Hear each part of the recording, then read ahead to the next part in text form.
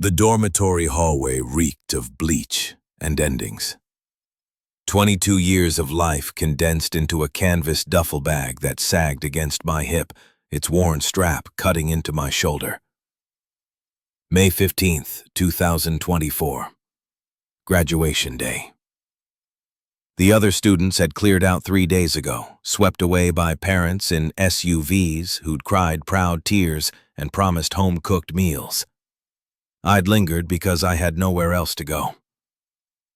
My name is Autumn Rose Hartley. The blonde hair falling past my shoulders needed washing. The freckles scattered across my nose and cheeks had darkened during the spring semester because I'd spent lunch hours sitting outside instead of in the cafeteria, where groups of friends gathered. Blue eyes stared back from the bathroom mirror that morning, the same shade my mother's had been, or so I'd been told. I'm 5'6" and weighed 115 after skipping enough meals to make the last of my meal plan stretch. Everything I owned fit in that duffel bag. 6 changes of clothes from Goodwill, 2 paperback novels with broken spines, a phone with a cracked screen, and $73 in cash tucked into my wallet. The degree meant nothing. English literature.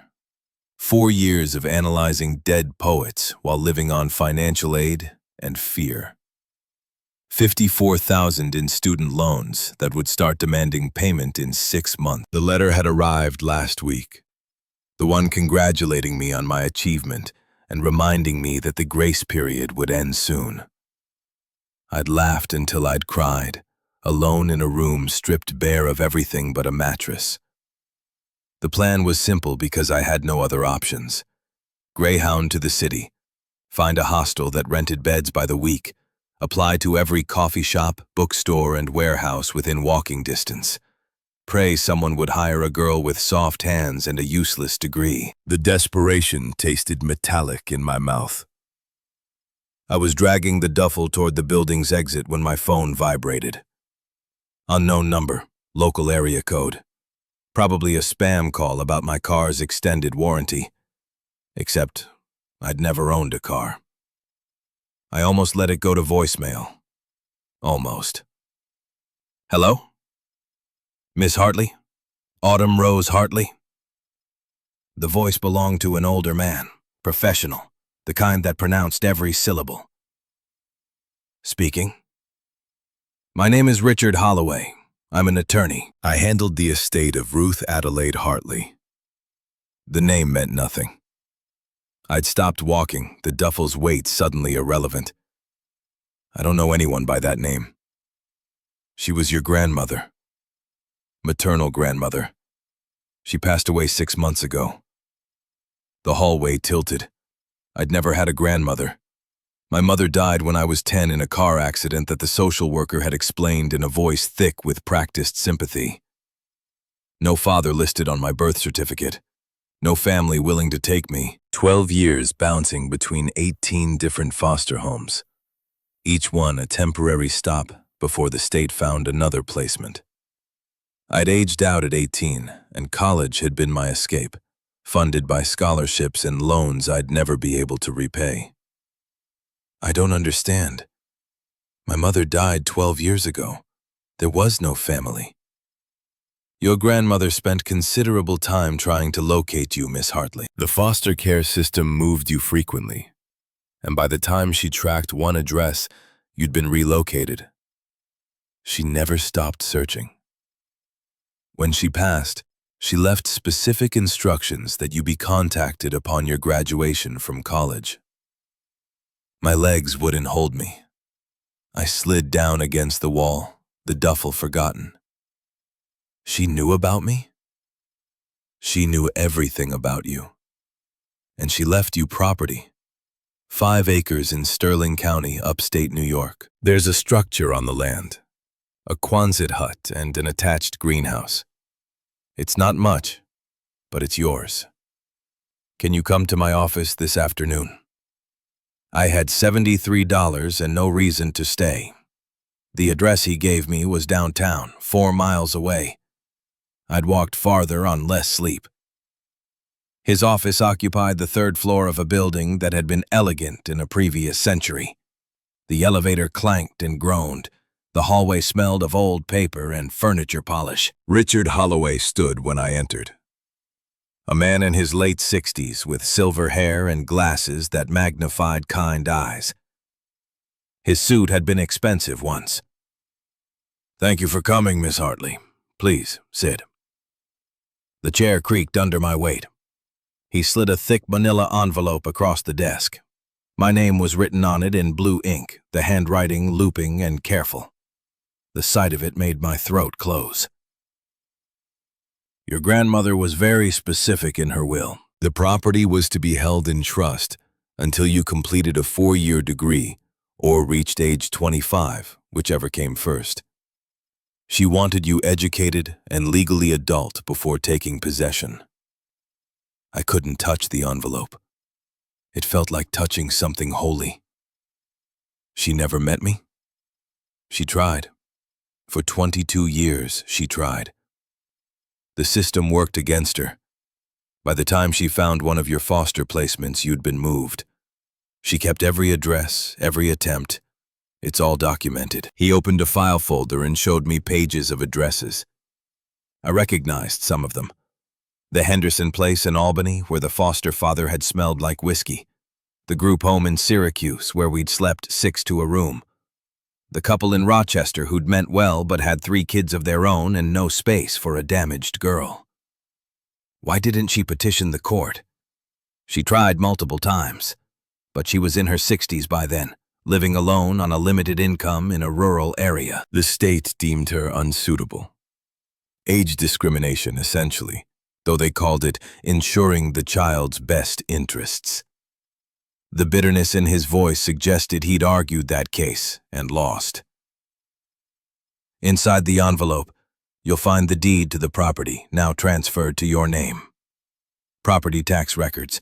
She prepaid through a trust that's now depleted, so you'll be responsible starting this November. There's also a set of keys and a letter she wrote. He pushed a smaller envelope toward me, sealed with wax that had cracked with age. The handwriting matched the one on the larger envelope. "There's one more thing you should know.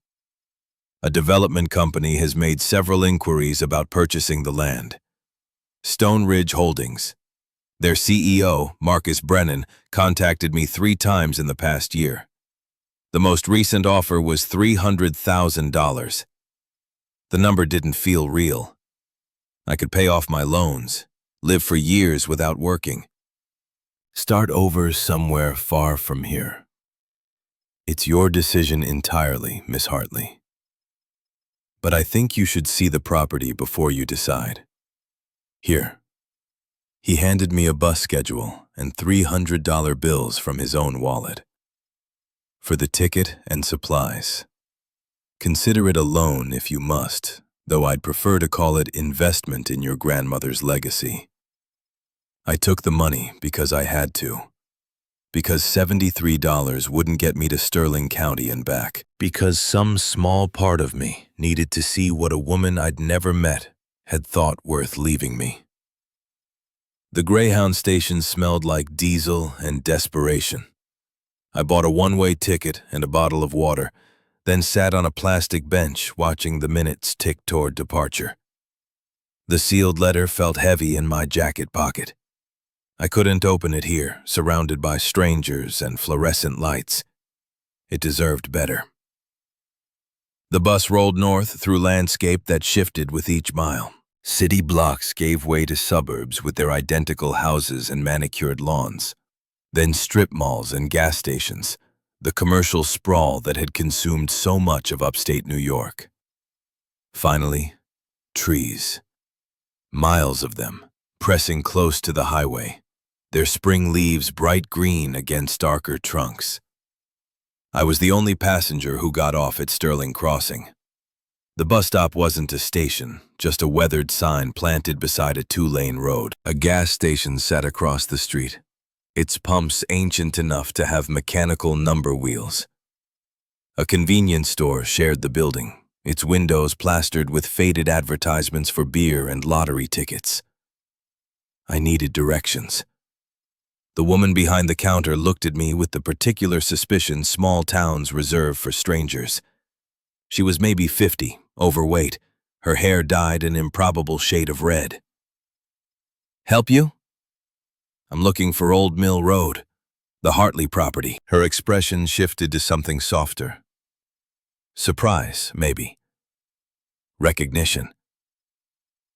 "You're Ruth's girl." It wasn't a question. I nodded anyway. "Thought you might show up eventually. Your grandma used to come through here regular, buying supplies. Passed 6 months back. I'm sorry for your loss." The casual kindness undid something in me. I blinked hard against the sudden heat behind my eyes. "Thank you. Old Mill Road's 3 miles north. Take the left fork when the road splits. You'll see a stone wall marking the property line. Can't miss it, though there's nothing out there but trees and that old Quonset she lived in." 3 miles with a duffel bag. I'd walked worse distances for worse reasons. The road narrowed as I left the gas station behind. Asphalt became gravel, then dirt packed hard by years of use. Trees crowded both sides, their branches meeting overhead to create a tunnel of green shadow. The only sounds were bird song and my own breathing. I'd spent my entire life in cities and suburbs, places where human noise never stopped. This silence felt alien. The stone wall appeared exactly as promised, mortared field stone standing 4 feet high and running parallel to the road. It was old enough that moss had colonized the north-facing surfaces. I followed it until I found a gap that might have once held a gate. The clearing opened before me like a wound in the forest. The Quonset hut crouched in the center, 40 feet wide and 60 feet long, its corrugated metal skin streaked with rust that wept down in orange tears. The curved roof had the hunched appearance of something trying to disappear into the earth. Attached to the eastern side, a greenhouse sagged like a broken wing. Most of its glass panes had shattered, leaving empty frames that looked like a mouth missing teeth. Weeds choked the space between the buildings, tall enough to brush my waist as I waded through them. This was my inheritance. This was what my grandmother had thought worth 22 years of searching. I wanted to cry or scream or laugh, but I just stood there holding my duffel bag and feeling the weight of everything I'd lost and everything I'd never had. "You must be Autumn." The voice made me jump. A woman stood at the edge of the clearing, having approached so quietly I'd never heard her. She was maybe 70, white-haired, with a braid hanging over one shoulder and eyes the pale gray of winter sky. She wore jeans and a purple cardigan despite the spring warmth, and her hands were stained with soil. "I'm Violet May Kowalski. I live 2 miles that way." She pointed east, where the trees swallowed any sign of civilization. "Your grandmother and I were friends. She talked about you every single day." The simple statement hit harder than anything else could have. Every day. For 22 years. A woman I'd never met had thought about me every day while I'd lived in foster homes that barely remembered my name. "You look just like Grace, your mother. Same blonde hair, same eyes." Ruth kept a photo of her. I imagine she'd have kept photos of you too, if she'd had any. "Did you know her well, my grandmother?" Violet's smile carried an ache I recognized. 20 years. She bought this place when she was 63, after your grandfather Vincent passed. Said she needed somewhere quiet, somewhere safe. She never told me what she was running from, but I knew she was running. She gestured toward the buildings. "It looks rough, but the structure's sound. Ruth kept the roof patched and the foundation dry. The greenhouse was her pride. She had plans for it. Big plans." "What kind of plans?" Violet's expression grew complicated. She said it was for you. Everything here was for you. But she also said if anything happened to her before she found you, I should tell you to check the barn. There's a tractor in there, old John Deere. She said you'd need to look under the seat. Why would I need an old tractor? Violet shrugged, but her eyes said she knew more than she was sharing. Ruth was careful, deliberate. If she said to check the tractor, there's a reason. Come on, I'll show you the barn. The barn sat behind the Quonset, a simple structure built from weathered wood that had gone silver with age. The door hung crooked on its hinges but swung open when Violet put her shoulder to it. Inside, the air smelled of machine oil and mouse nests and abandonment. In the center, covered by a tarp thick with dust and cobwebs, something large sat waiting. Violet pulled the tarp away with both hands, revealing what lay beneath. The tractor was a John Deere Model B, the kind built in the late 1940s when machines were made to last forever. It had been painted green and yellow once, but rust had eaten through in patches, leaving scabs of corrosion across the metal. The rubber tires had rotted, sagging flat against their rims. The seat was cracked leather, foam bleeding out like old wounds. It was beautiful in the way broken things sometimes are. She kept it even when she couldn't afford groceries. Said it was for you. Said you'd understand why. I climbed onto the tractor, metal cold even through my jeans. The seat shifted under my weight, springs groaning. Violet had said to look underneath. I ran my hands along the bottom edge of the seat, feeling for anything unusual. My fingers found a latch. It was small, recessed into the metal frame where you'd never notice unless you were searching. I pressed it and felt something give. The front portion of the seat lifted on hidden hinges, revealing a compartment beneath. Inside lay a wooden box, hand-carved from dark wood and polished smooth. Next to it sat a leather journal, its cover cracked with age, and beside that, vacuum-sealed bags of cash, the bills pressed flat and visible through the plastic. Violet made a soft sound behind me. I didn't know about that. Ruth never said. I lifted out the wooden box first. It was heavier than it looked, and when I shook it gently, paper rustled inside. The journal came next. Ruth Adelaide Hartley, written on the cover in the same careful handwriting from the envelope. The cash was last, 6 bags of it, each one thick with $20 bills. There's a table in the Quonset. Let's take this somewhere you can sit down properly. The Quonset's interior was one vast, empty space, the curved metal walls rising overhead like a cathedral built for industrial worship. Someone had swept the concrete floor clean, though dust had reclaimed it in the months since.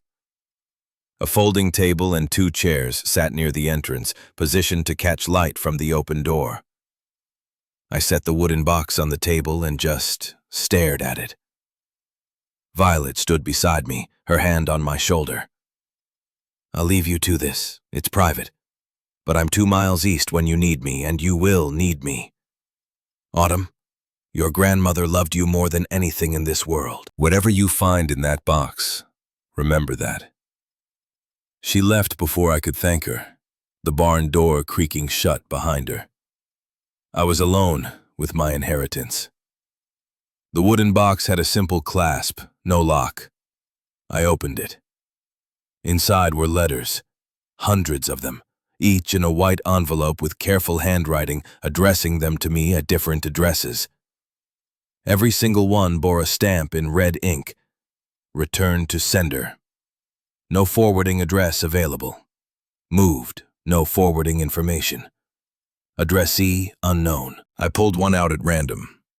The postmark read, March 17th, 2007. The address was the group home in Syracuse, the one where I'd lived from age 5 to 6. My hands shook as I opened it. My dearest Autumn Rose, it began.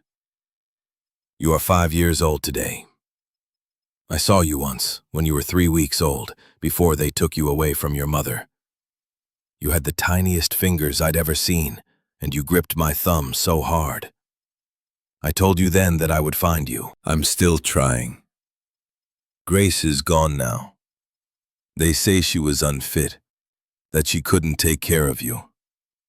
The state won't let me have you because I'm too old, too poor, living too far from social services. They say it's in your best interest to stay in the system. But I'm still looking, my darling girl. I found your address from a friend who works in county records. I'm saving money. In 2 months, I'll have enough to hire a lawyer and we'll petition the court. You're coming home, Autumn. I promise you that. Happy birthday, my sweet girl. With all my love, Grandma Ruth. The letter was dated 3 weeks before I was moved from the group home to a foster family in Buffalo. It had been returned to her, unopened. I pulled out another, then another. The box held 247 letters, each one marked returned. I organized them by postmark, creating a timeline of a woman's 22-year search for a granddaughter she'd held once and never stopped loving. Letter 52. June 8, 2009. I was 7. Dearest Autumn, happy 7th birthday, my darling. I found your new address. You're with the Morrison family in Rochester now. I drove there last week and parked across the street from the house. I saw you playing in the yard. You were wearing a yellow dress, and your hair was in pigtails, and you were so beautiful it hurt to breathe. I almost got out of the car, almost walked up to that door and demanded they give you to me. But I didn't have custody. I would have been arrested. So I sat in my car and watched you until the social worker's car pulled up for a home visit, and then I drove away. I'm still fighting, Autumn. I have a lawyer now. We're petitioning the court. Your grandfather Vincent sends his love. I'll come for you soon, I promise. Love, Grandma Ruth. The letter had been returned. The Morrisons had moved 3 months after it was sent. Letter 118. April 3rd, 2012. I was 10. My precious Autumn, I have terrible news. Your mother Grace died yesterday in a car accident on Route 9. The police say she lost control and crossed into oncoming traffic. She was killed instantly. But Autumn, I don't believe them. Grace called me 2 days ago. She was terrified. She said someone had been following her. She said she'd found documents about this property, about why I bought it, and someone wanted them back. I tried to get to you after the accident, but the state still won't tell me where you are. They say I have no legal standing. They say it's better for you not to know. I will never stop looking for you, my darling girl. Never. Your grandma who loves you more than life. The letter bore the same stamp, returned to sender. I'd been moved to a new placement the week my mother died. The social worker had explained that my mother had made poor choices, that the accident was the result of reckless driving. No one had mentioned a grandmother. No one had said someone was looking for me. Letter 193. December 22nd, 2017. I was 15. Dearest Autumn, your grandfather Vincent passed away last week. Heart attack, they said. Sudden, unexpected. He was only 68. I don't believe it was natural. Marcus Brennan came to the house the day before. He wanted to buy this land again. Vincent told him no. They argued. The next morning, Vincent was dead. The coroner ruled it natural causes. The police won't investigate. I'm alone now, Autumn, but I'm still searching for you. I have a new address, a foster home in Albany. I'll be there next month. Wait for me, my darling. I'm coming. Love always, Grandma. Return to sender. Had been moved to a group home in Utica by the time the letter arrived. The last letter was dated November 15th, 2023. 5 months ago. 3 days before my grandmother died. My dearest Autumn Rose, I found you. After 22 years of searching, writing, hoping, I found you. You're at Riverside Group Home in Syracuse. You're 21 years old now. You'll graduate from college next spring with a degree in English literature. I'm so proud of you. I'm coming to get you on November 20th. I have your room ready. I've planted flowers outside your window. The greenhouse is prepared so we can work together. I have so much to tell you. Stories about your mother, recipes from your great-grandmother, the truth about this land. But if something happens before I reach you, if Marcus Brennan stops me, you need to know this. You were never alone. Every single day of your life, I loved you. Every foster home, every move, every lonely night. I was here, searching, writing, building you a home. This land is more than property. It's a promise that you belong somewhere, that you are wanted, that you are loved. Fight for it, Autumn. Fight like a Hartley woman fights. And know that wherever I am, I'm so incredibly proud of you. All my love, forever and always, your Grandma Ruth. Postscript. The tractor runs. I fixed it last week. Under the seat, you'll find everything you need. The combination to the greenhouse safe is your birthday. 081402. Trust Violet. Trust no one else until you know the truth. The letter had never been mailed. She died before she could send it. I sat in that empty Quonset hut and cried in a way I hadn't cried since I was 10 years old. Deep, wrenching sobs that came from a place 22 years deep.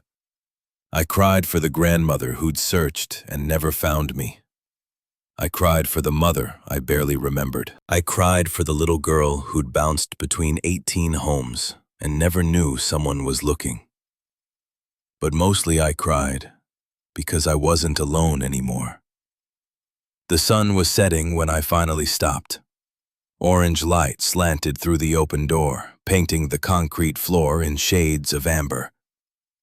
I wiped my face with my sleeve and looked at what else the hidden compartment had held. The journal was Ruth's daily record, entries spanning 20 years. The most recent was dated November 10th, 2023, 10 days before she died. Marcus Brennan came to the property today with another offer, $500,000 this time. When I refused, he said something that made my blood freeze.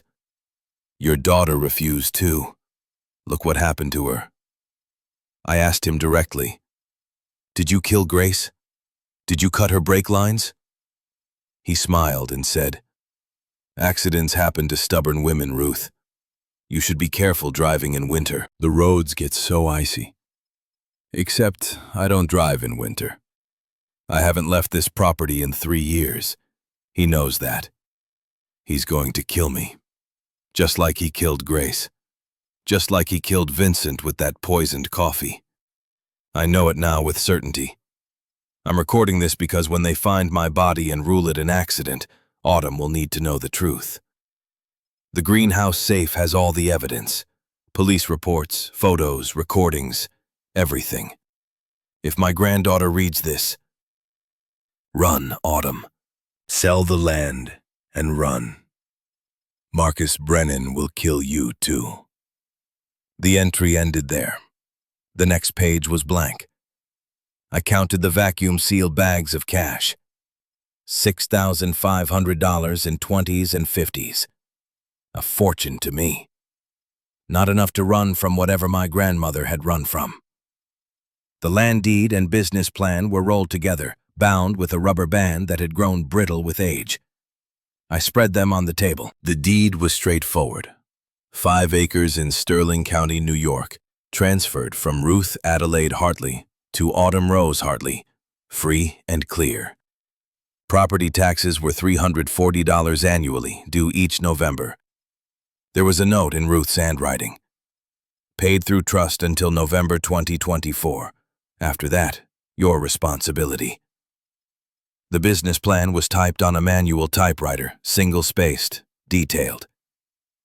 Hartley Heritage Herbs, a sustainable medicinal plant operation. It outlined cultivation of high-value botanicals in the greenhouse. Ginseng, golden seal, black cohosh. Projected revenue of $120,000 annually once plants matured. Market analysis, supplier contacts.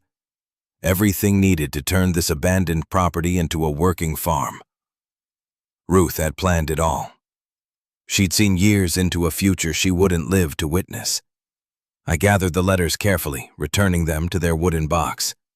The journal and business plan went in my duffel. The cash I kept separate, still in its vacuum-sealed bags. Outside, night had fallen completely. Stars scattered across the sky in numbers I'd never seen, living as I had beneath city lights that drowned them. The air smelled of pine and earth and growing things. Somewhere in the distance, an owl called. I stood in the doorway of the Quonset hut my grandmother had bought to save me, holding the proof that I'd been loved even when I'd felt most alone. My phone had 1 bar of service. I called Richard Holloway. He answered on the 3rd ring, his voice rough with sleep. "Miss Hartley, is everything all right?" I found the letters, all 247 of them. Silence. Then a quiet, aching sound that might have been grief. "She never stopped, did she?" "Never." "Mr. Holloway," she wrote in her journal that Marcus Brennan threatened her, that he killed my mother and grandfather. "Is that true?" More silence, longer this time. "I don't know for certain, but Ruth believed it. And I've learned to trust her instincts." "Will you sell?" I looked at the Quonset hut, the greenhouse, the 5 acres of forest pressing in from all sides. My grandmother had died protecting this place. My mother had died because of whatever secret it held. "No, I'm staying." "Miss Hartley, if what Ruth believed is true, then staying puts you in danger." "Then I'll be in danger. But I won't sell what she died to give me." "There's a strength in you." His voice carried something that sounded like approval. "Your grandmother would be proud. Be careful, Autumn, and document everything. Everything." "I will." "One more thing. There's a safe in the greenhouse. Ruth mentioned it to me once. Said it contained evidence. Did you find it?" "Not yet. But she left me the combination. The 3rd raised bed. She was very specific about that. I'll check it tomorrow." I hung up and stood in the darkness, listening to the forest breathe around me. Somewhere out there, a man named Marcus Brennan had killed 3 people for this land. He'd tried to take it from Ruth. He'd murdered my mother when she'd gotten too close to the truth. He'd poisoned my grandfather. And now he'd try to take it from me. I unrolled my sleeping bag on the concrete floor of the Quonset, using my duffel as a pillow. The metal walls creaked and settled as the temperature dropped. Every sound made me tense, waiting for footsteps, for violence, for the end Ruth had warned about. But nothing came except exhaustion. I fell asleep holding the wooden box of letters against my chest. 247 promises that I'd been loved, that I'd been wanted, that someone had fought for me, even when I'd never known the battle was being waged. Tomorrow I would find the safe. Tomorrow I would learn what my grandmother had discovered that was worth dying for. Tomorrow I would begin to fight back. Tonight, I slept in the home a stranger had built for me, surrounded by proof that I'd never been as alone as I'd believed. Morning arrived with bird song I'd never heard before, species that didn't exist in cities. I woke stiff from sleeping on concrete, my neck protesting when I turned my head. Sunlight poured through the open Quonset door, illuminating dust motes that danced in the still air. The wooden box of letters sat beside me, where I'd held it through the night. The greenhouse waited. I splashed water from a jug Violet had left on my face, then walked through waist-high weeds toward the structure my grandmother had built.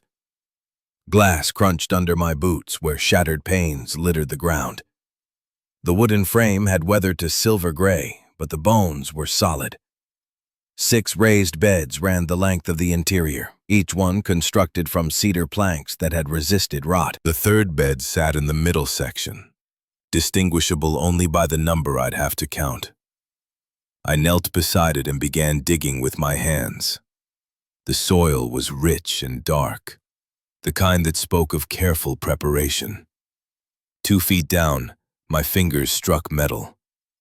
I cleared dirt away from a rectangular shape until I could grip the edges and lift. A fireproof safe the size of a briefcase emerged from the earth.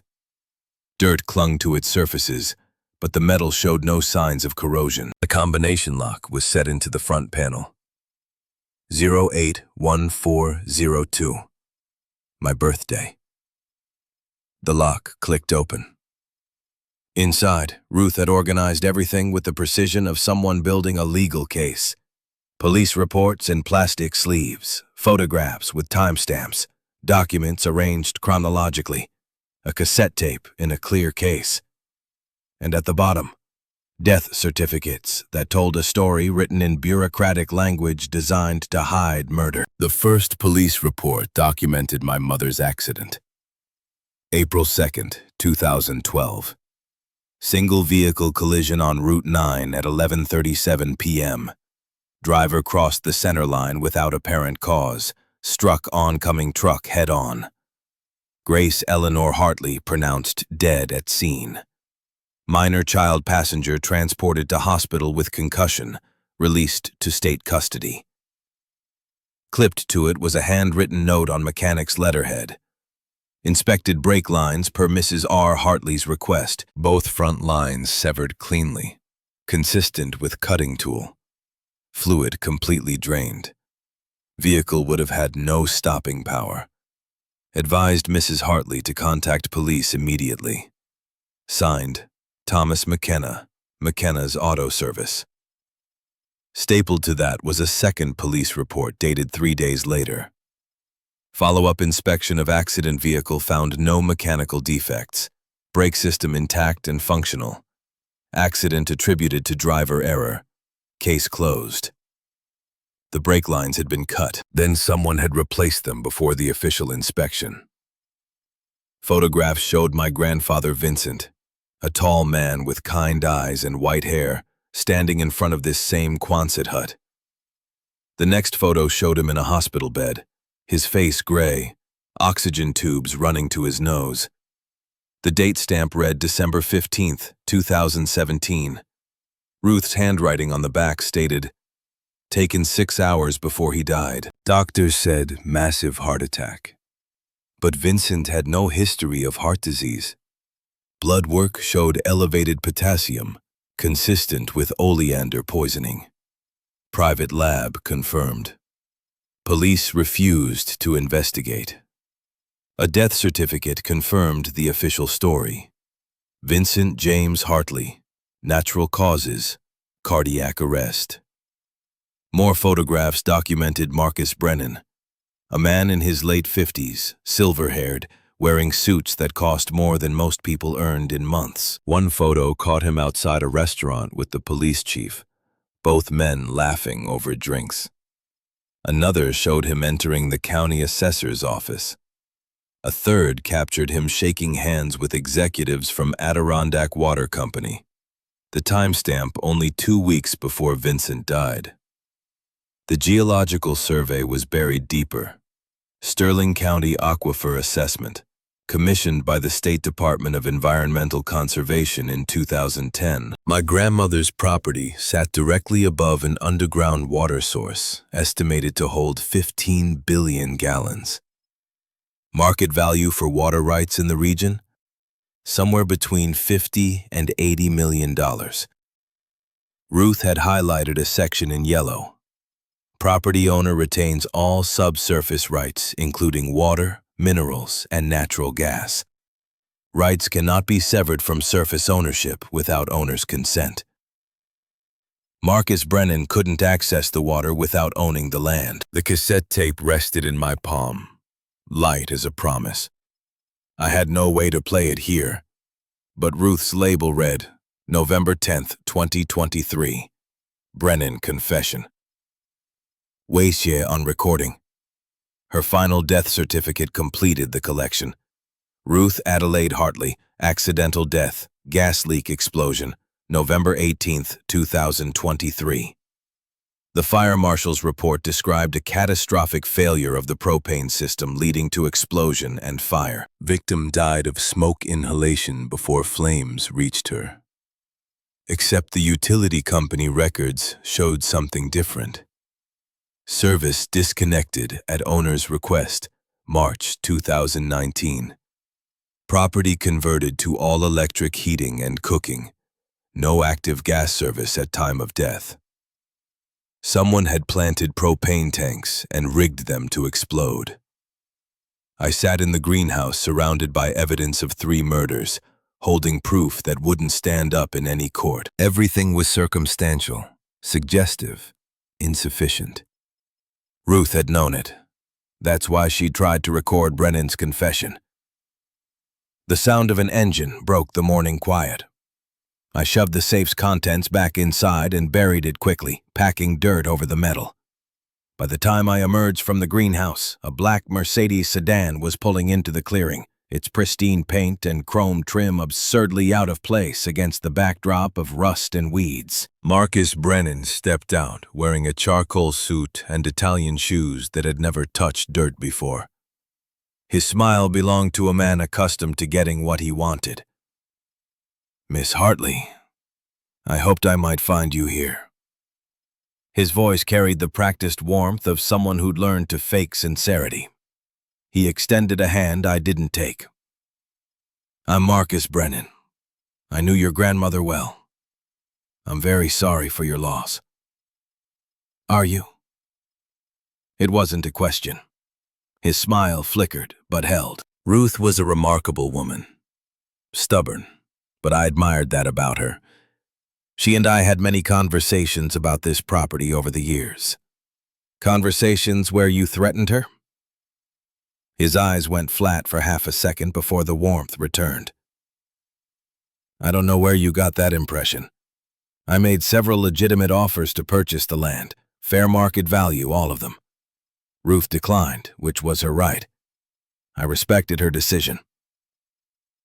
The lie sat between us like something dead. "What brings you here, Mr. Brennan?"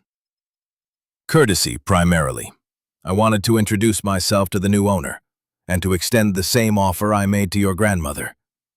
$300,000, cash, closing within 10 days. No inspection period, no contingencies. $300,000 for land worth $50 million once the water rights were factored in." "That's very generous." His shoulders relaxed fractionally. He thought I was considering it. "It is, especially for property this remote." "No utilities, no improvements beyond these old structures. You'd be hard-pressed to find another buyer willing to pay 1/10 of that amount. Why do you want it?" "Sentimental reasons. I grew up in Sterling County. I've always loved this area. Violet had told me he'd moved here 15 years ago. The lie was lazy, which meant he thought I was stupid. I appreciate the offer, Mr. Brennan, but the property isn't for sale." The transformation was instant. The warmth drained from his expression like water from a cracked vessel. What remained was cold and calculating. Miss Hartley, you're 22 years old with no income and substantial debt. Do you have any idea what it costs to maintain 5 acres? Property taxes alone will exceed what you can afford. Add insurance, repairs, winter heating. You'll be bankrupt within a year. Then I'll learn to live poor. His jaw tightened. People who make foolish choices in Sterling County tend to regret them. Your grandmother certainly did. Past tense. Regret. The same phrasing from Ruth's journal. Is that a threat? It's advice from someone who understands the realities of rural property ownership. This land will destroy you financially. Take the money. Start fresh somewhere else. No. The word hung in the air between us. Brennan's expression went absolutely neutral, which was somehow more frightening than anger would have been. I see. Well, the offer remains open should you reconsider. I do hope you'll think carefully about your situation. He turned toward his Mercedes, then paused with one hand on the door. One more thing, Miss Hartley. Your grandmother's death was ruled accidental, but you should know, houses this old are dangerous. Electrical fires, structural collapses, wells that become contaminated. Tragic accidents happen to people who insist on living in isolated places without proper precautions. He drove away in a cloud of dust, leaving me standing in the clearing with my heart hammering against my ribs. That was a mistake. Violet stood at the tree line, her face grave. I saw his car from my property. Came to make sure you were all right. He threatened me, not even subtly. Of course he did. Ruth refused to be intimidated, and look what happened to her. Autumn, you need to understand what you're dealing with. Marcus Brennan has been buying up property in this county for 15 years. Every holdout has either sold or suffered accidents. The police chief is in his pocket. So is the county assessor and half the town council. Then why hasn't anyone stopped him? Violet's expression carried decades of frustration. Because people are afraid. Because he's careful. Because money buys silence.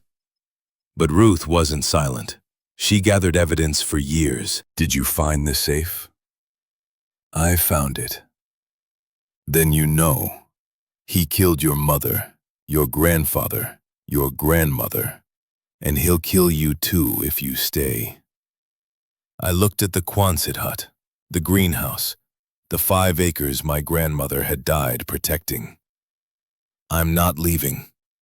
Violet studied me with eyes that had seen too much and hoped for better. Then you'll need help. Come with me. There's someone you should meet. Her property sat 2 miles east through a forest path worn smooth by years of use. The house was small but immaculate, painted white with purple shutters that matched her cardigan. A red pickup truck was parked in the driveway, and a man was unloading lumber from its bed. He straightened when he saw us approaching. Late 20s, maybe 6'2", with dark brown hair that fell across his forehead, and the kind of build that came from physical labor rather than gyms. His hands were scarred from years of carpentry work. Cole, this is Autumn, Ruth's granddaughter. His expression shifted to something gentle. I'm sorry about your grandmother. She was good to my family. Violet gestured between us. Colton Thatcher is my nephew. He does carpentry and construction throughout the county.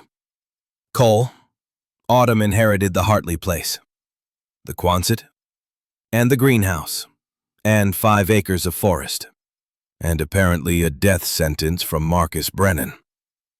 His jaw tightened. Brennan came to see you already? This morning. Offered $300,000 in barely concealed threats when I refused. Cole set down the lumber he'd been holding. Aunt Vi told me about Ruth's suspicions, that Brennan killed her.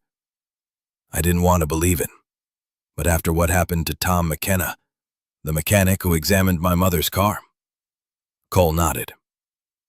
He died 4 months ago, Carbon monoxide poisoning in his own garage. They said he fell asleep with the engine running. Convenient. Violet touched my shoulder. Ruth spent years trying to prove what Brennan had done. She failed because she was alone. But you don't have to be. What are you suggesting? Cole picked up his toolbox. I owe your grandmother. She paid for my sister's medical bills when our insurance lapsed. $30,000 she didn't have, given without hesitation. I told her I'd pay her back. She said I could repay her by helping you if you ever needed it. I don't have money to pay you. I'm not asking for money. I'm offering free labor. That greenhouse needs serious work if you want it functional. The Quonset needs insulation before winter. I have time and tools. Why would you do this? Because Ruth was family, which makes you family. The simple declaration undid something in my chest. Family. A word I'd learned not to trust. Violet stepped closer. There's someone else you should meet. The librarian in town, Iris Montgomery. She's been researching property records and found some interesting connections. And there's a man named Wesley Patterson. Everyone calls him Dutch. He was the detective who investigated Ruth's death. He'll want to talk to you. Within an hour, we'd gathered in Violet's kitchen. Cole sat across from me, his long legs folded under the table. The librarian arrived first, a young woman with auburn hair pulled into a messy knot and green eyes sharp with intelligence. She carried a laptop bag and a folder thick with papers. You must be Autumn. I'm Iris. I've been pulling property records for the past 6 months. Why? Ruth asked me to. She said she was building a case and needed documentation. I didn't know what I was looking for until I found it. She spread documents across the table. Each one showed a property sale in Sterling County, prices highlighted in yellow. Brennan's company has purchased 43 properties in the past 15 years. Every single one at well below market value. Most after the owner experienced a tragedy. What kind of tragedy? Iris flipped pages. House fire, carbon monoxide poisoning, car accident, fall from roof, accidental overdose, natural gas explosion. The pattern is obvious once you see it laid out. The kitchen door opened again. An older man entered without knocking, his white hair military short and his eyes the pale blue of winter ice. He moved like someone whose body remembered being younger, carrying himself with the rigid posture of law enforcement. Wesley Patterson. Most folks call me Dutch. His handshake was firm. I worked your grandmother's case. Police chief told me to rule it accidental. When I pushed back, I was encouraged to retire early. I've been investigating Brennan on my own time ever since. He dropped a cardboard box on the table with a heavy thud. Everything I couldn't file officially. Witness statements that were suppressed. Photos the department lost. Autopsy reports that contradicted official findings.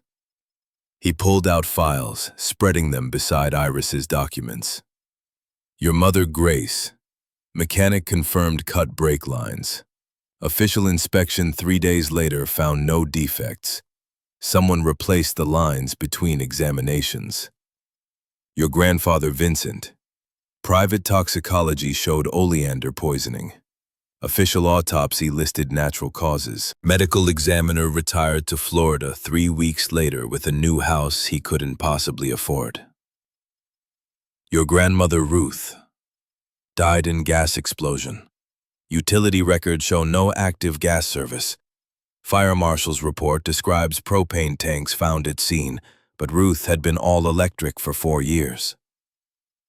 Why hasn't anyone arrested him? Dutch's expression carried a bitterness I recognized. Because everything I have is circumstantial. Cut brake lines that disappeared. Poison that wasn't officially documented. Gas tanks that could have been Ruth's own supply from years ago. Brennan's lawyers would shred it in court. So what do? We get him to confess. On record. Legally. Dutch pulled out what looked like a small button. This is a wireless microphone, FBI grade. You wear it, meet with Brennan, get him talking. If he threatens you or admits to anything, we record it. I still have contacts at the Bureau. They've been building a case against Brennan for financial fraud. A confession to murder would give them everything they need. You want me to bait a triple murderer? I want to give you the tools to protect yourself. Ruth tried this. That's what the cassette tape in the greenhouse safe is, her attempt to record Brennan. But cassette recordings aren't admissible without both parties' consent. This is different. New York is a one-party consent state. As long as you know you're being recorded, it's legal evidence. Cole leaned forward, his voice tight. You're asking her to get close enough to a killer that he might confess. What happens when he realizes what she's doing? Dutch met his gaze without flinching. We have backup. FBI agents positioned nearby. At the first sign of trouble, they move in. Iris closed her laptop. There's another problem. Brennan won't just confess out of nowhere. Autumn needs leverage, something that makes him think she knows more than she does. What do you suggest? Tell him you found the geological survey, that you know about the aquifer, that you're considering selling the water rights separately from the land. He'd know I'm playing him. Maybe. Or maybe he'd panic. People make mistakes when they panic. I looked around the table at 4 people I'd known for less than 24 hours. A carpenter who claimed family obligation. A librarian who'd spent months researching a dead woman's conspiracy theory. A retired detective who'd sacrificed his career. An old woman who'd been my grandmother's only friend. They were offering to risk themselves for me. When would we do this? Dutch pulled out his phone. I can have FBI agents in place within 48 hours. You call Brennan, tell him you've reconsidered. Arrange to meet here at the property. We wire you up, record everything. And if it goes wrong? His expression held no comfort. Then the backup team moves in before he can hurt you. Probably.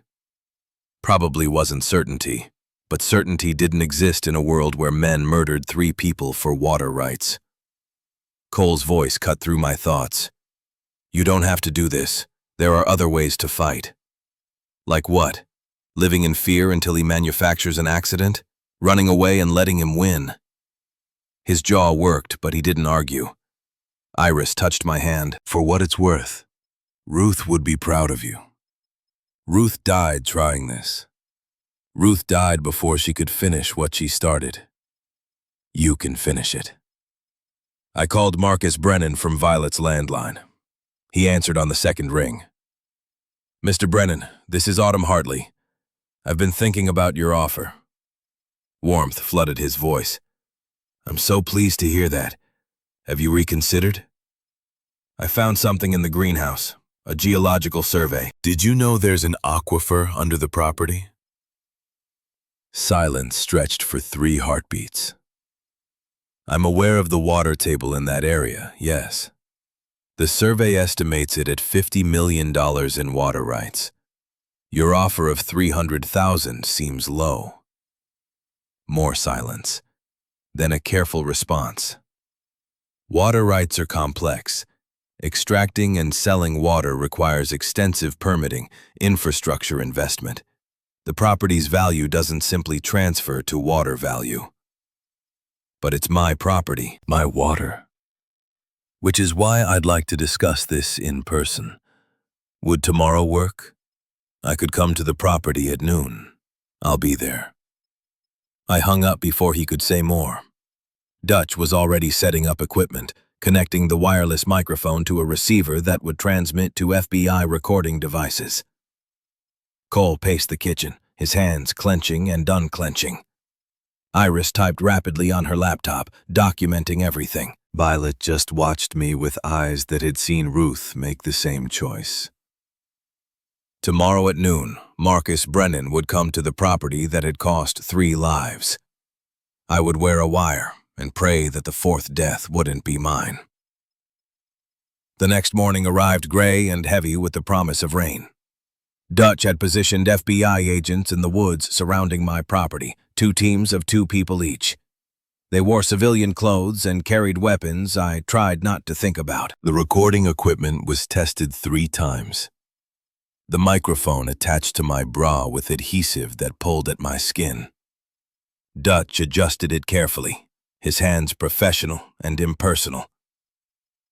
The battery lasts 4 hours. The range is half a mile. FBI agents will hear everything in real time. If Brennan gets violent, they'll move immediately.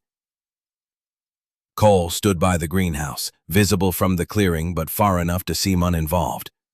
Iris waited in Violet's house with a police scanner. Violet herself had been sent to town over her protests. The Mercedes arrived precisely at noon. Brennan emerged wearing a navy suit and an expression of calculated friendliness. He carried a leather briefcase that probably held contracts and lies. "Miss Hartley, thank you for agreeing to meet." I gestured toward the Quonset. "Shall we talk inside?" The interior was still mostly empty except for the folding table and chairs. I'd set out the geological survey, letting him see it. His eyes flicked to the document, and something predatory crossed his face before the friendly mask returned. "I see you've been doing research. My grandmother left it for me, along with other interesting documents, such as police reports about my mother's accident, the ones that mention cut brake lines." His smile never wavered, but his eyes went absolutely cold. "I'm not sure what you're implying." "I'm implying that 3 people in my family died suspiciously, all of them after refusing to sell you this land. And now you're here trying to buy it from me. You've been listening to conspiracy theories. Your grandmother was paranoid in her final years. Was she paranoid, or was she right?" Brennan set his briefcase on the table with deliberate precision.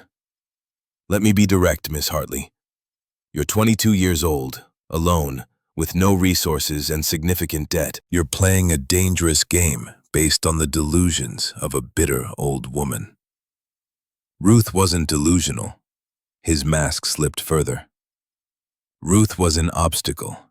Your mother was an obstacle. Your grandfather was an obstacle. The words hung in the air between us. My heart hammered so hard I was certain he could hear it. "So you admit you killed them?" "I admit nothing, but I will tell you this. People who refuse to understand reality tend to suffer unfortunate accidents. Your grandmother certainly did." "The greenhouse gas explosion?" His smile was a blade. "Tragic, wasn't it? A woman her age, living alone, using outdated propane systems. The fire marshal concluded it was her own negligence, except she didn't use propane. She was all electric." Brennan's expression went perfectly neutral. "You're recording this conversation." It wasn't a question. His hand moved toward his briefcase. The lights went out. Every piece of equipment Dutch had set up died simultaneously. The Quonset plunged into darkness, except for gray light from the door. The microphone's tiny indicator light went dark against my skin. Brennan's hand emerged from his briefcase holding nothing, but his posture had changed to something dangerous. "Clever girl, just like Ruth. She tried this too, you know, recording our conversations. It didn't save her." "Where are the FBI agents?" He laughed, a sound like breaking glass. "There are no FBI agents. Patterson may have contacted them, but they're not here. I've been monitoring police and federal channels since you called. No unusual activity. No backup teams." His hand closed around my wrist, hard enough to bruise. "You're alone, Miss Hartley. Just like Ruth was alone when I rigged those propane tanks. Just like your mother was alone when I cut her brake lines. Just like your grandfather was alone when I put oleander in his coffee. He dragged me toward the door, his grip iron. The greenhouse has been empty for months. Very dry. It will burn beautifully. And you'll die of smoke inhalation, just like your grandmother. Another tragic accident. I tried to pull free, but he was stronger and had leverage. We were halfway to the greenhouse when I saw Cole emerging from the barn. Brennan saw him too. His hand released my wrist to reach into his jacket. I didn't wait to see what he was reaching for. I ran. The greenhouse door was 15 feet away. I made it in seconds, slamming it behind me and searching frantically for a lock that didn't exist. Glass crunched under my boots. Outside, Brennan's voice carried through the broken panes.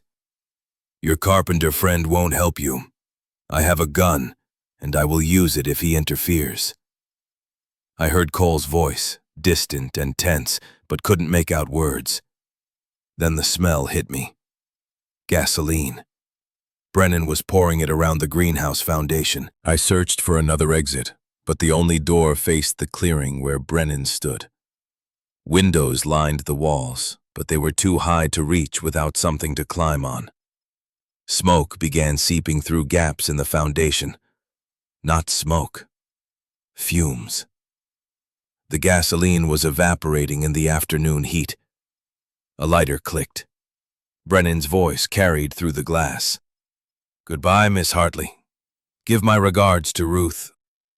Flames erupted along the foundation, spreading faster than seemed possible. The old wood caught immediately, fire climbing the frame like something alive. Heat pressed against me in waves. I dropped to the floor where the air was clearest and crawled toward the raised beds. The safe was buried there, but what good would evidence do when I was dead? The fire reached the first broken window. Glass shattered from heat and flames poured inside like water. I thought of my grandmother dying in an explosion, my mother trapped in a crashing car, my grandfather choking on poison. This was how Hartley women died, fighting battles we couldn't win against enemies with more power and no conscience. Smoke filled my lungs. I coughed until I tasted blood. Then the world exploded inward. An engine roared. Glass and wood and fire burst apart as Cole's pickup truck smashed through the greenhouse wall. He was out of the cab before the vehicle stopped moving, his hands grabbing me, pulling me toward the gaping hole he'd created. Can you walk? I tried. My legs buckled. He caught me and half-carried me through the gap, away from the flames that were consuming Ruth's final dream. Outside, the clearing was chaos. The Quonset hut was untouched, but the greenhouse was an inferno. Violet's car was parked at the tree line, and she stood beside it with her phone pressed to her ear. Iris was there too, filming everything on her phone. Cole deposited me on the ground away from the fire and turned back toward where Brennan had been standing. The Mercedes was gone. Dutch arrived 30 minutes later with actual law enforcement, 2 state police cruisers and a fire truck from the volunteer department in town. The firefighters saved the Quonset, but the greenhouse was a total loss. By evening, all that remained was blackened wood and the smell of smoke that would never quite leave my clothes. I sat on the tailgate of Cole's truck, an oxygen mask pressed to my face, watching my inheritance burn. Violet sat beside me, her hand on my shoulder. The recording equipment was sabotaged. Someone cut the power to Dutch's setup. Who? Brennan has people everywhere. Could have been anyone. Iris approached with her phone. I got it, all of it. Brennan pouring gasoline, lighting the fire, everything. Dutch took the phone, his expression grim. It's something. But without audio of his confession, it's just evidence of arson. He'll claim he was trying to burn out a wasp nest, thought the greenhouse was empty. The state police wanted statements. I told them everything, while they nodded and took notes, with expressions that suggested they didn't believe half of what I said. When I mentioned the safe buried in the third raised bed, they agreed to excavate it once the scene cooled. By the time they left, night had fallen. The clearing looked apocalyptic. Shadows and ash and the skeletal remains of what Ruth had built. Cole stayed, despite my insistence that he should go home. He pulled sleeping bags from his truck and set up a camp stove. "You can't stay here alone." "I've been alone my whole life." "Not anymore." He heated canned soup and we ate without talking, watching embers die in the greenhouse ruins. Iris returned after midnight with news that made the smoke damage feel trivial. I did more research on Brennan. He's not just buying land. He's assembling parcels along the entire watershed. Your property is the last piece he needs. Without it, his water extraction plan doesn't work. The aquifer feeds from the north, flows south. Your land controls the source. So he'll try again. Probably. But there's something else. I found the recorder Dutch set up. Someone cut the power line with bolt cutters. Professional job. And there were fresh tire tracks near his equipment, different from any of our vehicles.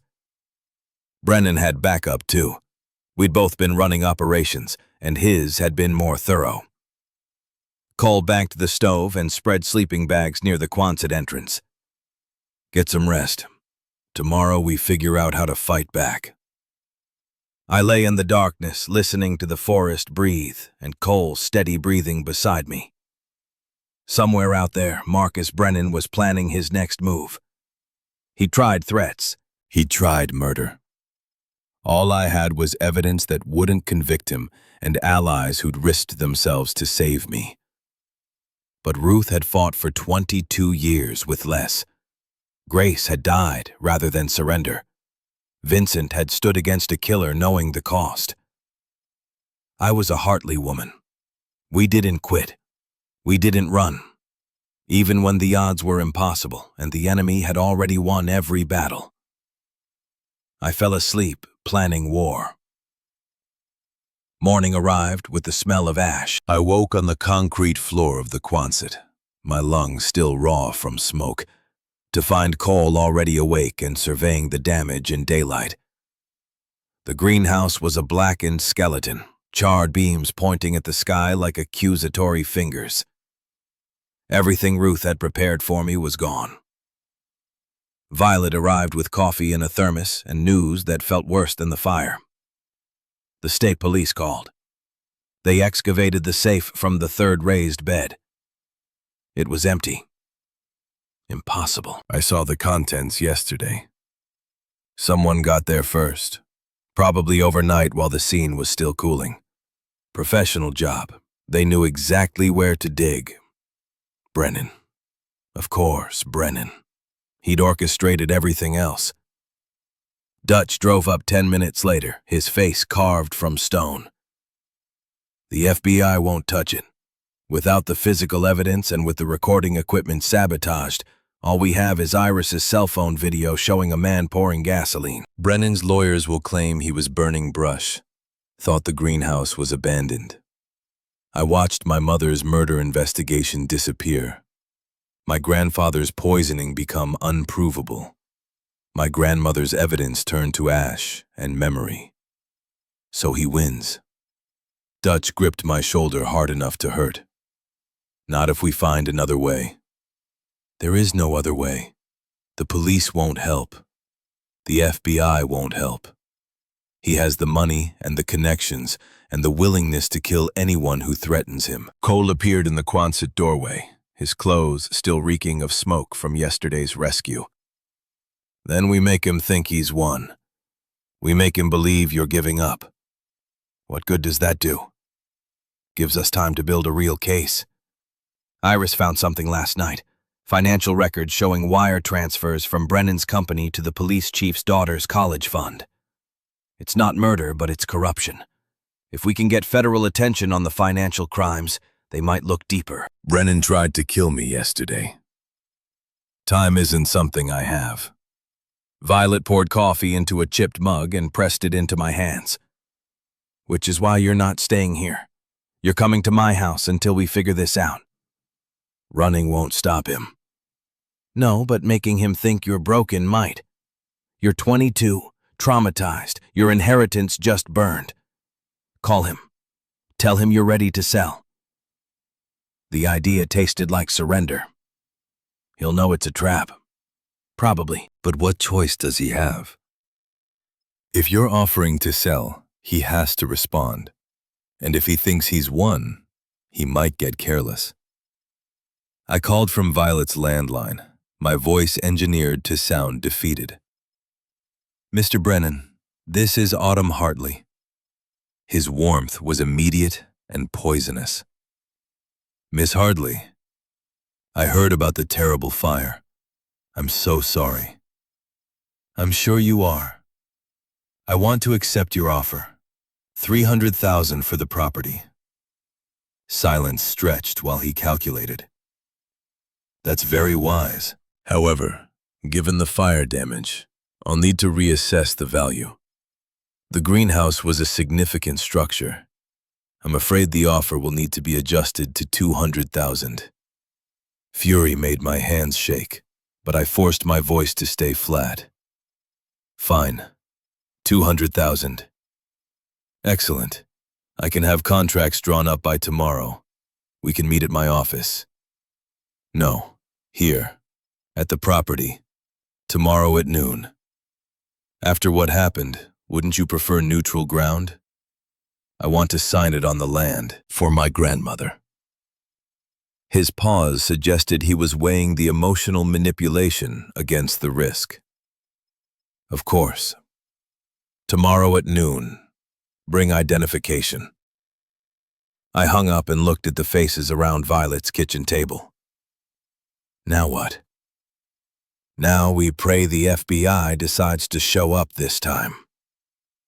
Dutch made calls while Iris researched, and Cole disappeared to make arrangements I didn't ask about. I sat at the table holding coffee I couldn't taste, watching the woods outside Violet's window and wondering if my grandmother had felt this same crushing weight of inevitable failure. Night fell with no plan beyond hoping Brennan would incriminate himself again.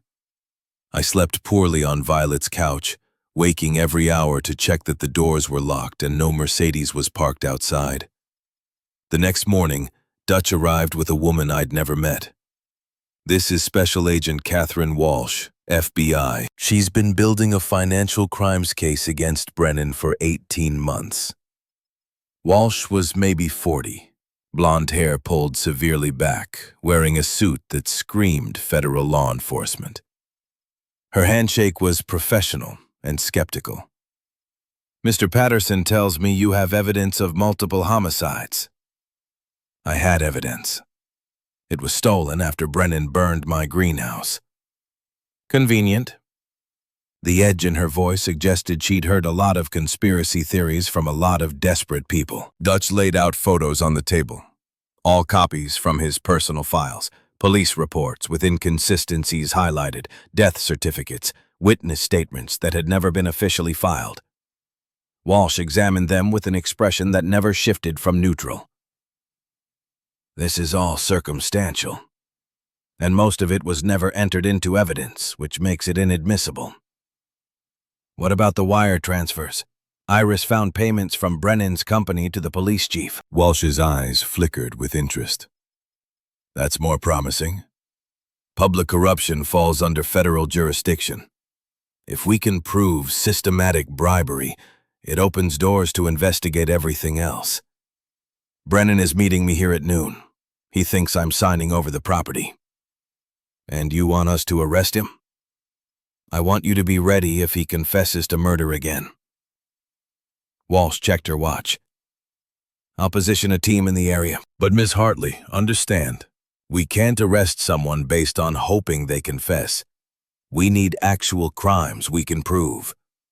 The financial corruption is solid. Murder requires physical evidence we don't have. Then why are you here? Because Dutch Patterson spent 20 years in law enforcement, and his instincts are usually right. And because Marcus Brennan has been on our radar for other reasons. But I need you to understand the limitations of what we can do. She left to coordinate her team. Dutch handed me another wire, this one smaller and more sophisticated. FBI grade. Brennan can jam civilian equipment, but this transmits on encrypted federal frequencies. He'd need military-grade jammers to block it. Will they work? Walsh wants the corruption case. If Brennan discusses bribes, payoffs, anything financial, that's actionable. Murder confession would be a bonus. Some bonus. Cole drove me back to the property at 11:30. The burned greenhouse looked worse in daylight. A monument to everything I'd lost. The Quonset stood intact, but felt violated by proximity to the destruction. 4 FBI agents were positioned in the woods, invisible from the clearing. Walsh sat in an unmarked van half a mile away, monitoring the wire. Dutch waited at Violet's house with Iris. Cole stood beside his truck, hands in his pockets. I don't like this. Neither do I. If anything feels wrong, if he even looks at you wrong, I'm intervening. Screw the FBI and their case. The engine sound reached us before the Mercedes appeared. Brennan emerged wearing gray today, carrying a briefcase that probably held contracts and lies. Miss Hartley, I'm pleased we could come to an agreement. His smile was a predator's. Let's get this over with. We moved to the Quonset table where I'd signed nothing and had no intention of signing anything. Brennan of his briefcase and withdrew documents thick with legal language. Standard deed transfer. You sign here and here, I transfer funds to the account you specified. I hadn't specified an account. This was already a trap. Before I sign, I need to know something. Why this land? What's so important about 5 acres of forest? His eyes measured me for deception. I told you. Sentimental reasons. You killed 3 people for sentiment? His expression went carefully neutral. I've killed no one. Your family's tragedies were unfortunate accidents. Accidents you caused. The brake lines, the poison, the gas explosion. You have no proof of any of that. The wire pressed against my skin. I needed him to say it clearly, needed the confession the FBI could use. I don't need proof. I know what you did. I just want to understand why. Brennan closed his briefcase with a soft click. You're recording again. The FBI is recording. Legal this time. His jaw tightened. You're making the same mistakes your grandmother made. The same mistakes that got her killed. So you admit it. I admit nothing that will hold up in court. But since we're being honest, I'll tell you this. Your grandmother was an obstacle. Your mother discovered the geological survey and threatened to go public. Your grandfather tried to sue me for harassment. All 3 of them stood between me and $80 million in water rights. So you murdered them. I removed obstacles. There's a difference. Your mother's car had faulty brakes. Your grandfather had a weak heart. Your grandmother was careless with propane tanks. Tragic, but entirely explainable. Except she didn't use propane. He shrugged. Who's going to contradict the official reports? The police chief I've been paying for 15 years. The medical examiner who retired wealthy. The fire marshal who ruled your grandmother's death accidental. You're confessing to triple murder and corruption. I'm having a private conversation with someone who's about to sign over her property rights. Whatever you're recording won't matter, because by the time anyone hears it, you'll be dead, and I'll own this land. His hand moved toward his jacket. Cole's truck engine roared to life. Brennan spun toward the sound as Cole accelerated directly at us. I threw myself sideways as the truck's bumper caught Brennan's legs and sent him sprawling. FBI, freeze! Walsh and 3 agents emerged from the tree line with weapons drawn. Brennan tried to rise and reach his jacket again. An agent kicked his hand away and zip-tied his wrists, while another read rights in a voice devoid of emotion. Marcus Brennan, you're under arrest for conspiracy to commit murder, corruption of public officials, and wire fraud. You have the right to remain silent. Walsh pulled the contract from the ground where it had fallen. We got it all. The confession, the admission of bribery. Everything. Will it hold up in court? Her smile was predatory. He confessed to 3 murders and systematic corruption while wearing a wire he knew was recording. His lawyers will argue coercion, but with the financial records backing up his claims, we have him. They loaded Brennan into an unmarked SUV. He stared at me through the window with eyes that promised violence even through handcuffs. 2 more FBI vehicles arrived. A woman emerged from the first, carrying a laptop and official identification. Special Agent Sarah Torres, Computer Crimes Division. We have a warrant to seize all electronic records from Stone Ridge Holdings. Miss Hartley, we're going to need your full statement. The debriefing took 6 hours. I told them everything while Torres typed and Walsh occasionally asked clarifying questions. When I mentioned the stolen safe contents, Walsh made notes, but her expression suggested she didn't need physical evidence anymore. The confession is solid. Combined with the financial records, we have enough to charge him with RICO violations. The murders will be harder to prove in court, but state prosecutors are already talking about reopening all 3 cases. What about the police chief? Already arrested. We picked him up an hour ago, along with the county assessor and 2 town council members. Brennan built a corruption network that touched every level of local government. She handed me a card. You did good work, Miss Hartley. Your grandmother would be proud. After they left, I stood in the clearing, watching the sun set over the burned greenhouse. Cole appeared beside me with 2 bottles of beer from Violet's fridge. It's over.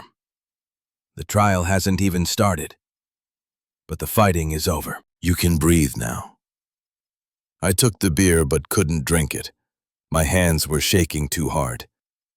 3 people died for this land, and all I have to show for it is ash and a broken tractor. You have justice. That's not nothing. Is it enough? He didn't answer because we both knew it wasn't. The next morning, Violet's kitchen filled with people I'd never met. 50 of them crowded into her small house and spilled onto the lawn, all of them carrying tools or materials or food. What is this? Violet handed me coffee. Sterling County takes care of its own.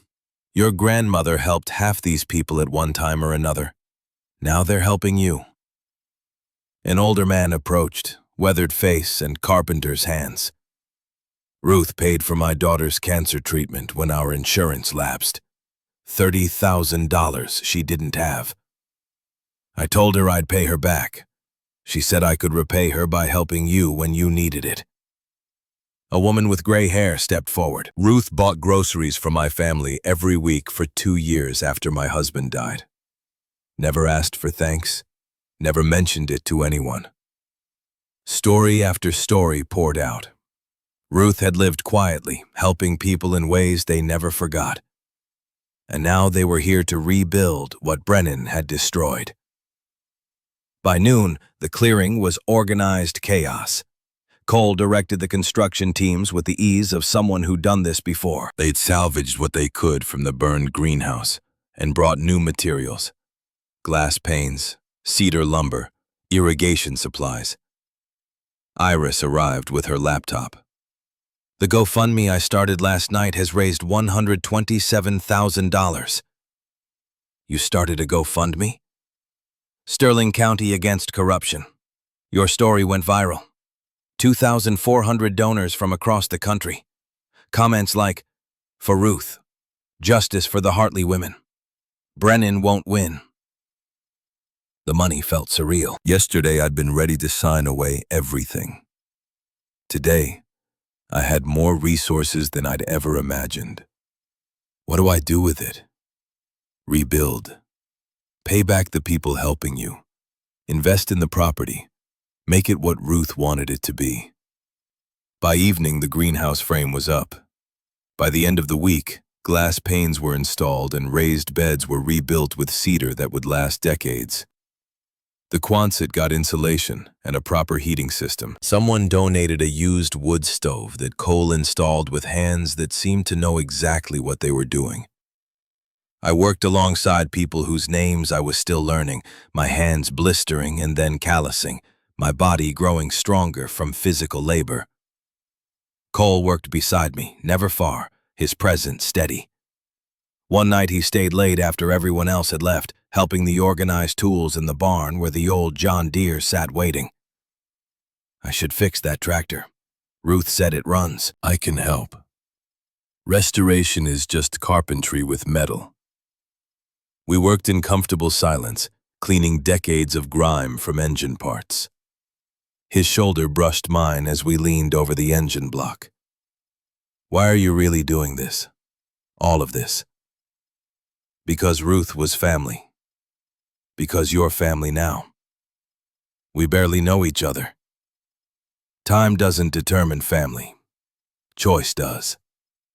The tractor engine turned over on the third attempt, coughing to life with a sound that was half protest and half resurrection. Cole grinned like we'd accomplished something miraculous. She runs. Ruth was right. She was right about everything. By October, the property was unrecognizable. The greenhouse grew herbs that would take years to mature, but showed promise in every green shoot. The Quonset was warm and livable. The tractor ran smoothly, its green and yellow paint restored to something approaching glory. The trial date arrived with the weight of everything behind it. The Sterling County Courthouse was packed. Brennan sat at the defense table in an expensive suit, his lawyers flanking him like guards. Walsh sat with the prosecution, along with state attorneys who'd reopened the murder cases. I testified for 6 hours over 2 days, told the jury about finding the letters, about Ruth's journal, about Brennan's threats and the fire he'd set. The defense attorney tried to paint me as a traumatized young woman with an overactive imagination. Walsh's cross-examination destroyed that narrative, with bank records showing Brennan's systematic corruption. Dutch testified about suppressed evidence. Iris presented property records showing the pattern of suspicious deaths. Cole described pulling me from a burning building while Brennan drove away. The prosecution's star witness came on day 4. A woman I'd never seen approached the stand, blonde, hollow-eyed, wearing clothes that hung on a too thin frame. State your name for the record. Margot Brennan. I was married to the defendant for 20 years. The courtroom went absolutely silent. Mrs. Brennan, why are you here today? Because I watched my husband murder 3 people, and I stayed silent out of fear. But I can't be silent anymore. She'd brought everything. Brennan's computer files copied before their divorce, emails discussing eliminating obstacles, payment records to the police chief and medical examiner, photos of Grace Hartley's car showing cut brake lines taken before the official inspection. The original autopsy report on Vincent Hartley documenting oleander poisoning. Most damningly, she had recordings. Brennan bragging to her about how he'd staged Ruth's gas explosion, how easy it had been to poison an old man's coffee, how cutting brake lines was cleaner than direct violence. The defense tried to discredit her as a bitter ex-wife, but the documentary evidence was overwhelming. Bank transfers, emails, photos, audio recordings that matched what I'd told the FBI. The jury deliberated for 90 minutes. Guilty on all counts. The judge looked at Marcus Brennan with an expression of absolute contempt. You murdered 3 people for profit. You corrupted public servants. You terrorized a community. You represent everything wrong with unchecked greed. Life in prison without possibility of parole on each count of murder, to run consecutively. Additional 50 years for corruption and fraud. Brennan stood, his face purple with rage. You're just like her. Stubborn, stupid. You'll lose everything anyway. I stood and met his eyes. I already lost everything, but I found something better. Truth, justice, family. Things you'll never have. They dragged him out, still screaming. Afterward, Margot found me in the hallway. I saw you on the news, standing in the ashes, refusing to give up. You look just like Ruth. You have her strength. Why did you come forward? I've been hiding for 2 years, terrified he'd kill me like he killed your grandmother. But watching you fight, I couldn't stay silent.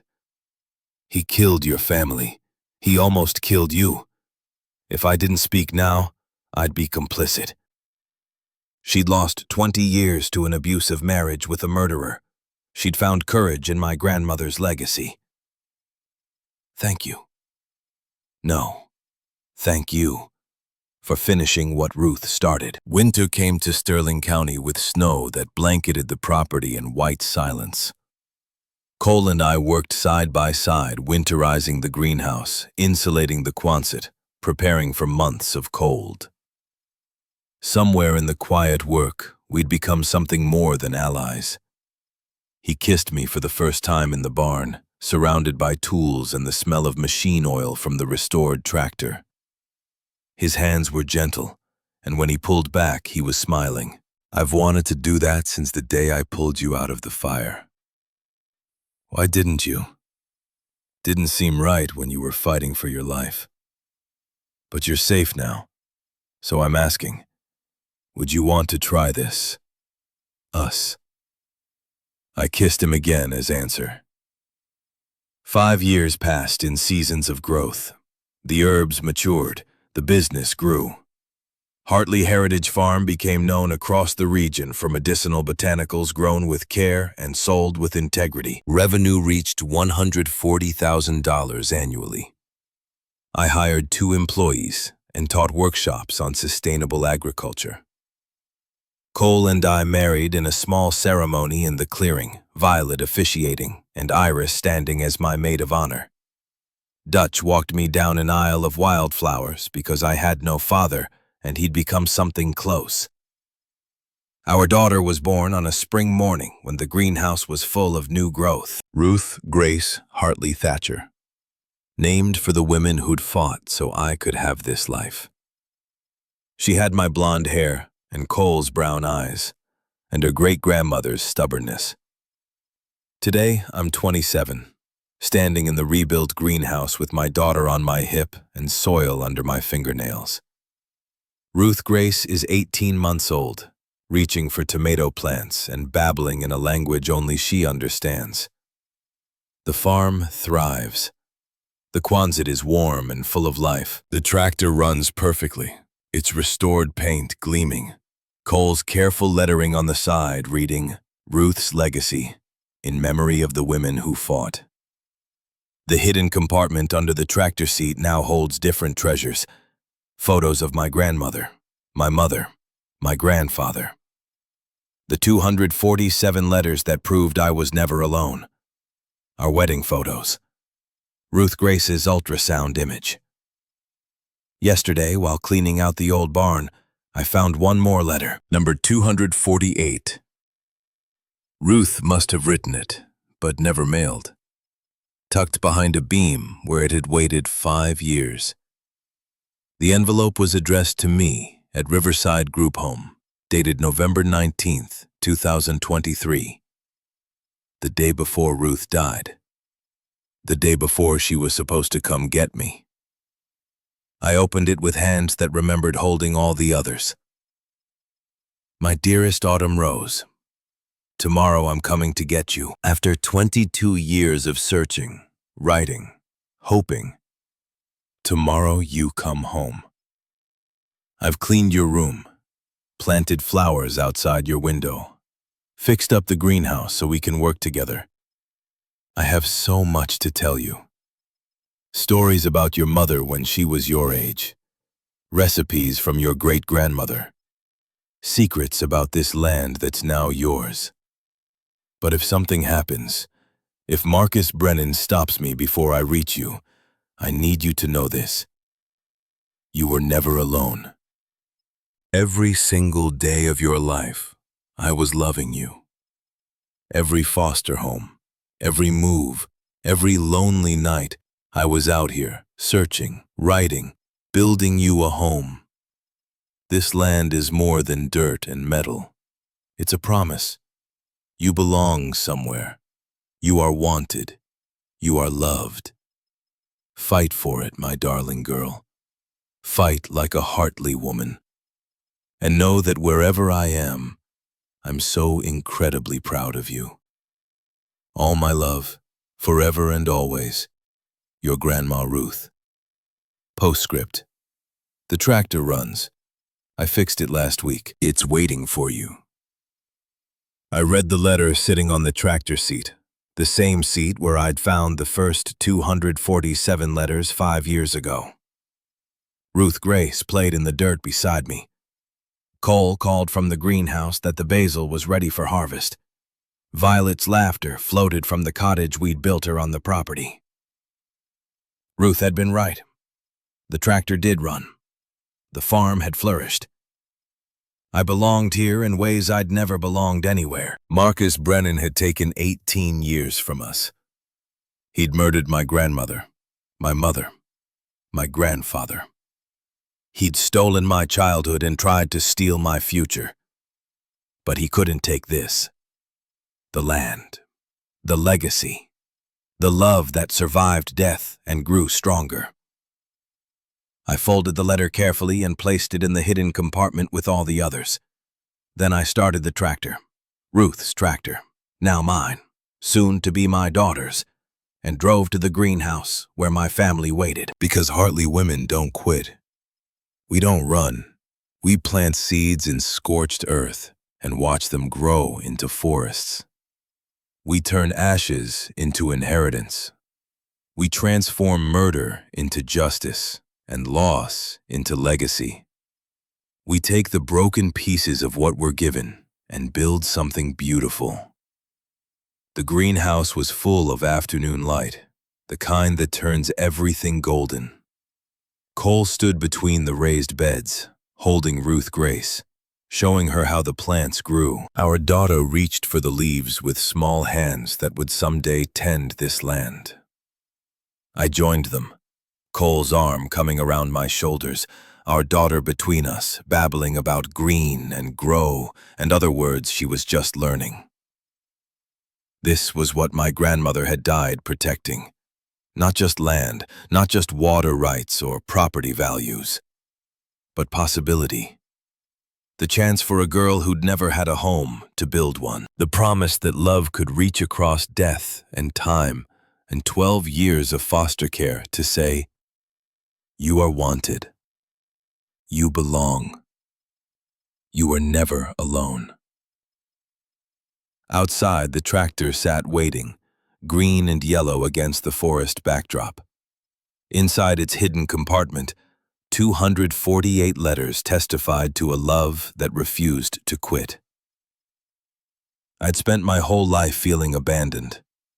It turned out I'd been carried the entire time.